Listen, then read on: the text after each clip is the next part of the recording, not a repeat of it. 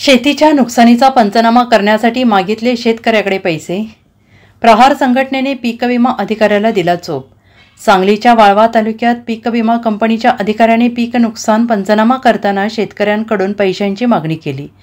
म्हणून प्रहार शेतकरी संघटनेतर्फे संबंधित पीक विमा कंपनीच्या मॅनेजरला तालुका कृषी अधिकाऱ्यासमोरच चोप दिला. यावेळी कृषी अधिकाऱ्यांनी योग्य ती कारवाई करण्याचे आदेश दिले आहेत. नुकत्याच झालेल्या पावसाने शेतकऱ्यांचं मोठं नुकसान झालंय. शेतीचे पंचनामे सुरू आहेत आणि यावेळी इस्लामपूरचे शेतकरी याचे 60 गुंठे सोयाबीन पीक होते. त्याचा पंचनामा करण्यासाठी 1000ची मागणी करण्यात आली. नाही दिले तर पीक विमा मंजूर होणार नाही असं सांगण्यात आलं. शेतकऱ्यांनी आपली कैफियत प्रहार संघटनेकडे मांडली आणि आज प्रहार संघटना कृषी कार्यालयात जाऊन जाब विचारत पीक विमा कंपनीच्या मॅनेजरला तालुका कृषी अधिकाऱ्यासमोरच चोप दिला. यावेळी परिसरातील शेतकरी आणि प्रहार शेतकरी संघटनेचे कार्यकर्ते मोठ्या संख्येनं उपस्थित होते. हे जे इथले काल सुद्धा शिराळ असेल, वाळवा असेल, इथं अतिवृष्टी झाली तर इथल्या काही शेतकऱ्यांनी पीक विमा आपल्याकडं भरलाय शासनाकडं आणि पीक विमाची नुकसान भरपाईसाठी बघण्यासाठी जे पीक विमा प्रतिनिधी जे येत आहेत तर ते शेतकऱ्यांच्याकडून पैशाची मागणी करत आहेत. शेतकरी आधीच या अतिवृष्टीमुळे हैराण झाला आहे आणि शेतकऱ्याचं उभं पीक वाहून गेलं आहे आणि जर अशा पद्धतीनं जर एखादा पीक विमा कंपनीचा कर्मचारी जर शेतकऱ्यांना पैशाची मागणी करत असेल तर प्रहार शेतकरी संघटना ही बच्चूभाऊंच्या विचाराची आहे.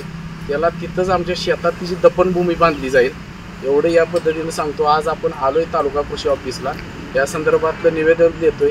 त्या मस्तवाल पीक विमा कर्मचाऱ्यांनी सुद्धा बोलवून घेतोय. ते आल्याशिवाय किंवा त्याच्यावर काहीतरी ठोस कारवाई झाल्याशिवाय इथनं तसंभर सुद्धा प्रहार शेतकरी संघटना मागं हटणार नाही. भले मग काहीही करायला लागू दे, चालेल. तिकडं ती कृषी ऑफिस दाखवा जात. तिकडं आम्ही इस्लामपूर येथील रहिवासी असून माझं 60 गुंठ्याचं पीक विमा मी काढला होता आणि त्याचं नुकसान परवाच्या अतिवृष्टीमुळे झालं होतं. 100% नुकसान झालं होतं. मग क्षेत्र पाहण्यासाठी दोन अधिकारी पीक विम्याचे आले होते. त्यांनी मी दवाखान्याच्या कामात असल्यामुळे घरी एक पेशंट असल्यामुळे त्यांना म्हणले की चुलत भावासने लावून देतो. चुलत भाऊ गेले तिथे आणि क्षेत्र पाहणी झाली. पीक म्हणजे पूर्णपणे त्यांनी फोटो काढून घेतले आणि कागदपत्र लागणार आहेत म्हणून माझ्याकडे ST स्टँडवर जवळ मी येतो म्हणून सांगितलं. तिथं आलेत ते आणि माझ्याकडे 1000 रुपयाची मागणी केली. नाही दिले तर तुमचा पीक विमा मंजूर होणार नाही असं सांगितलं त्यांनी. मी सांगितलं की माझ्या घरी पेशंट आहे आणि आता ते दवाखान्यात ICUमध्ये, तरी त्यांनी जर तुम्ही पैसे नाही दिले तर तुमचा पीक विमा मंजूर होणार नाही असे मला सांगितलं. मग मी दिग्विजय पाटील प्रहार संघटनेचे जिल्हाध्यक्ष यांच्याकडे तक्रार दाखल केली. त्यांनी त्याचा पाठपुरावा केला.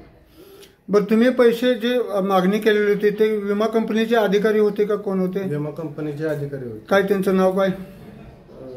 नाव प्रसाद आयवरे. प्रसाद आयवरे म्हणून कोणतरी अधिकारी होते. जय शिवराय, जय प्रहार. मी दिग्विजय पाटील, प्रहार शेतकरी संघटना, सांगली जिल्हा प्रमुख. आज बघायला गेलं तर सांगलीमध्ये किंवा कोल्हापूर जिल्ह्यामध्ये महापुरानं शेतकरी उद्ध्वस्त झाला. आता आज वाळवा तालुक्यामध्ये आज काल 2 दिवस झाला अतिवृष्टी ढगफुटी होते. यातच कमीत भर की काय तर पीक विमा कर्मचाऱ्यांनी पंचनामा किंवा नुकसान भरपाई मिळवून देतो म्हणून शेतकऱ्यांना लुटायला चालू केले. आजच इस्लामपूर परिसरातील शेतकरी त्यांचे 100% सोयाबीन बाधित आहे, पाण्यात आहे.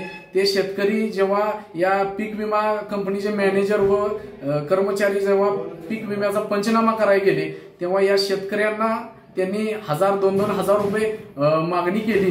जर पैसे दिले नाही तर पीक विमा मंजूर केला जाणार नाही अशी धमकी सुद्धा दिली.